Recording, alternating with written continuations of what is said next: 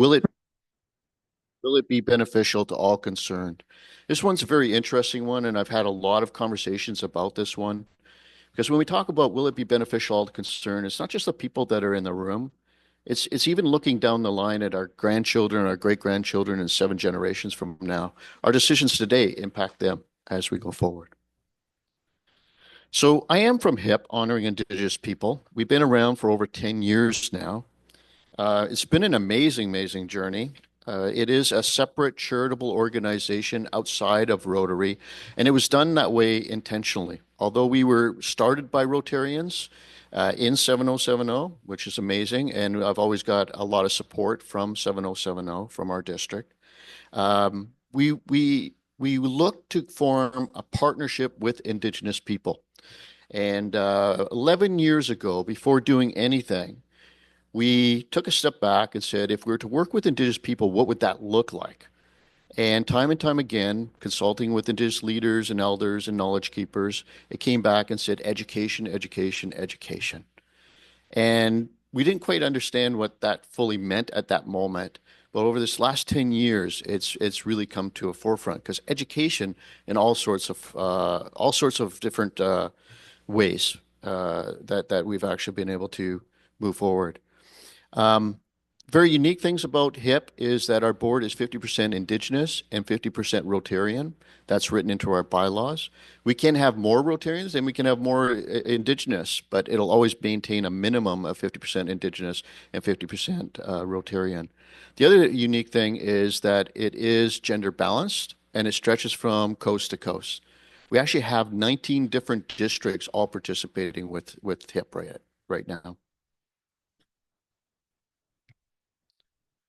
This is an interesting slide because it is how we got started. It is the root of the trouble that we are facing. When you look at the one picture, you'll see a picture of Thomas. You'll see him in his Indigenous outfit, and then you'll see him in a colonial outfit. Those two pictures were taken the exact same day. It was propaganda. Propaganda to say, hey, we are eliminating the Indigenous out of the child. We are getting rid of that. The picture of the stone Macintosh residential school, I grew up 50 miles away from that residential school. My father actually grew up on the exact same lake that that residential school existed. The interesting thing about a Macintosh residential school is that there were no roads into Macintosh at all. Not a single road was in there. Only way to get there was by barge across the lake. My father, he grew up in a one-room schoolhouse. He was the only child of at that young. He'd be in the boat looking across the lake, and he'd see all the kids across there playing baseball. And he said, I wish I could go to that school and be with all those kids. Not realizing that mass majority, over 75% of those school kids, never made it home, never made it back to see their family. Now, if you're going to assimilate people, and I don't agree with assimilation, but if you did, you can't assimilate people back in the woods at the far end of a lake where nobody can have access. You would assimilate people within the communities you want them to be assimilated into. There was no good that happened there. And even if you go there and you visit it now, you get a real eerie feeling. The upper corner here, we have Phyllis Webstad. And Phyllis Webstad is a very interesting lady, and I think most of you may have heard of her through Orange Shirt Movement. Phyllis is a great friend of mine. Met her over 10 years ago now. She's exactly 1 month younger than I am. And to think our lives living in the same country were completely different. She was taken to a residential school. Her shirt was taken from her. Her hair was shaved. And I had all the freedoms. I grew up being able to make choices, being able to play sports with, the whole community that I was in. I was allowed to be with my parents. I'm going to tell a story about Phyllis because Phyllis is a big part of what we're doing here today. And she believes in our program in a very, very big way. And one of the first times that she was part of our program, the kids were having lunch. And I was sitting at a table, and Phyllis was on the far end of the table, and I looked over, and Phyllis was crying. I got up, I walked over, I asked if I could hug her. And when I gave her that hug, she had a deep hurt You know, when somebody's really, really in a lot of pain, what had happened was nobody had done anything wrong, but it was the sound of the youth, it was the sound of the plates, all reminded her of residential schools. The thing about this, and the reason I tell that story is because these residential schools, that impact, it's not hundreds of years ago. It's not ancient history. It's that impact is happening today. That intergenerational trauma, that pain, it's all being felt today. And have my friend Phyllis feel that way, that hurt me as well. I asked her, I said, is there anything I can do to be able to help you? And she said, it's her pain to work through. But we're very, very fortunate that Phyllis is such a believer in our program that she will fly to wherever we're holding the program every year to speak with the kids directly. She's an amazing, amazing woman. This is a picture of Murray Sinclair, and I had some cards there I'm handing out. I think most of you may know Murray Sinclair, or Honorable Murray Sinclair. He passed away in November of last year. We're honoring Murray throughout this course this year, and we just got back from the Rotary International Conference where we honored Murray there. But before doing so, I always ask for permission, and I reached out to his family, Negan Sinclair, his son, and asked for permission to be able to honor. Negan was full in. He said, absolutely, John. My dad believed in HIP. My dad believes in Rotary. Now, interesting thing about Negan is that, I mean, he had got the opportunity to grow up with Marie in the household, but Negan was an exchange student. Negan was actually an exchange student who went to South Africa when apartheid was being voted on and comes back with all of that knowledge as well.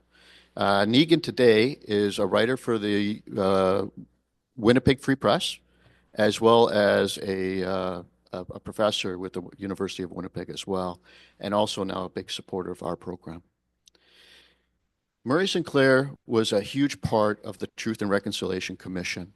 And if you haven't read it or you haven't downloaded it, I definitely recommend that you do. 94 calls to action. Most of them have not been acted on, and it's been around for over 10 years. Some of the Rotary clubs now are actually reading one of the Truth and Reconciliation Commission calls to action at each of their meeting. So as they go through it, they go, oh, you know what? We could do something in regards to action around that particular call to action. It's a great suggestion to be able to get to know what the Truth and Reconciliation Commission is all about.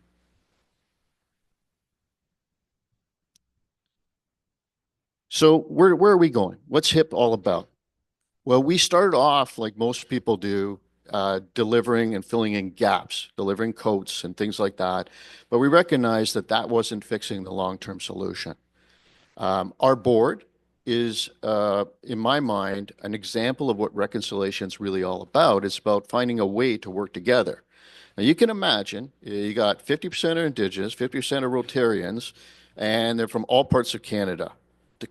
To come up with a solution, what are we all going to focus on together, didn't happen overnight. It took several years for us to figure out what our focus was going to be. But what we did learn was those things that we had in common, that we shared. And one very big one in particular was that next generation, the youth. And our focus became on 15 to 17-year-olds. What if we could help them? What if we could provide a platform for their voice? What if we could help provide hope for that group? Keeping in mind that on many of these reservations, the youth outnumber adults because of the volume of suicides that has occurred. And the youth on those reservations didn't feel that there was much hope in their lives. In fact, youth suicides is very high among Indigenous people. And so suddenly now, here's this opportunity to be able to get to know the rest of Canada, to get to know the rest, other youth who are outside of their communities. We started with a number of different pilots. And back in 2019, I actually took youth who were robotics champions, and I took them to Moose Factory. And the reason I did that was because Moose Factory was looking to leverage technology more than it had ever leveraged before by having big drones deliver medicine into isolated communities. But they had no youth that were interested in the technology. They had no youth trained to be able to operate the technology or to repair it. So I said, hey, what if we brought these robotics champions up and they exchanged their robotics knowledge for land-based knowledge from the youth up there? turned out to be a fantastic program. And this is just before COVID hit. The plan was to bring the youth back down to Toronto, but COVID hit and we weren't able to do that. But something kind of remarkable happened is that the youth themselves took charge. We saw that. We witnessed this whole kind of movement start to happen with them, where the youth from Toronto kept every Friday kept giving lessons to the youth up there, and their plan on their own was to compete in a robotic championship together. And they never got that way because of COVID, but the fact that they were working on it was pretty remarkable. Additionally, the youth up there who didn't feel they were worthy of going to university suddenly recognized, hey, I'm just as valuable as my new friend from Toronto. And they started asking, where are you going to school? They would socialize on, of all things, video games, which young people do now. And they would say, where are you going to university? And they go, oh, I'm going to Windsor, or I'm going here or there. And the youth up there applied to the same schools as the youth from Toronto. So suddenly they felt more comfortable because they knew somebody. So suddenly they had someone that they shared a passion with. They are now on the verge of graduating from those universities, and they've done extremely well. And this story now continues to be repeated as we work on our national program. So after 2019, I held a regional program in Ontario. And then we've held 2023, we started our national program where we bring 50 youth from all parts of Canada together to be able to 6 weeks online where they learn truth and reconciliation. They learn how to give presentation skills. The program is free for the youth. They're immersed in Indigenous culture for 1 week, which is not the usual way for Indigenous people, because usually Indigenous people are outside of their element. Now these youth are in their element. They feel confident, but the non-Indigenous are coming into that element. They don't feel as comfortable, but they're very supportive. And the Indigenous suddenly walk away feeling my non-Indigenous friends are being supportive of who I really truly am. I can be myself around them at the end of the day. Now, although the program's free, when they return, we ask that they actually speak to their school. We ask that they speak to Rotary clubs and any district conferences and things like that as they go forward. So that's that reciprocity. The interesting thing here is they want to stay involved with us. Our demographics are very interesting because it's not just Indigenous, non-Indigenous relationships that are being formed. It's Indigenous and Indigenous from across Canada. There's all sorts of different ancestries that are starting to become friendships that are formed as well. I get stories from the youth on a regular basis. I'm going to the same school as my Indigenous roommate is going, and we're going to be roommates at university as well. All of these friendships start to be formed. We have more Indigenous youth apply to the program than non-Indigenous, which is pretty remarkable when you consider that Indigenous parents wouldn't want to send their youth anywhere after residential school, but they trust HIP. They trust Rotary. That's a big deal for us. We are coast to coast. There are district coordinators for HIP in every district across Canada. And those district coordinators work with local Indigenous communities to be able to help select the youth. I see my slide's a little off there, but the youth alumni is growing. As I mentioned, there's over 200 plus alumni of the program. And our new challenge isn't the program itself anymore. We've got that down pat. We're running that in a very efficient way. It's what do we do with the youth once they're done the program because they want to continue their journey with us. There's three things that every Rotary Club could help us with. One is when a youth does return, to get them involved in your Rotary Club. Many of these youth want to start, or some of them have already started Interact clubs. They want to do more within their own communities, and so it's important. Provide them a place to be able to speak. They'll come back and tell you their story, so you're hearing it firsthand from them. We're working on a new program that's actually come from the youth themselves, where the youth want to do a walk in the park probably within the April timeframe as a fundraiser. And that would mean working with a Rotary Club, working within a Rotary Park to be able to make something like that happen. 100% of the youth all want to come back to the program. 100% of the youth will recommend the program to other youth as well. We listen to the youth, and year to year we improve the program because of the youth. And little things like, for example, having youth leaders from the previous year come back and become leaders in the current year is a big deal for us.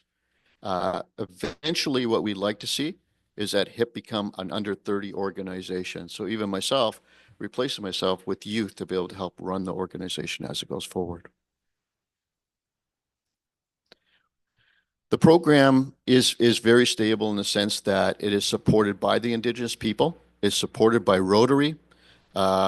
It's cost-free for the youth, and it's being youth-led. Very, very important.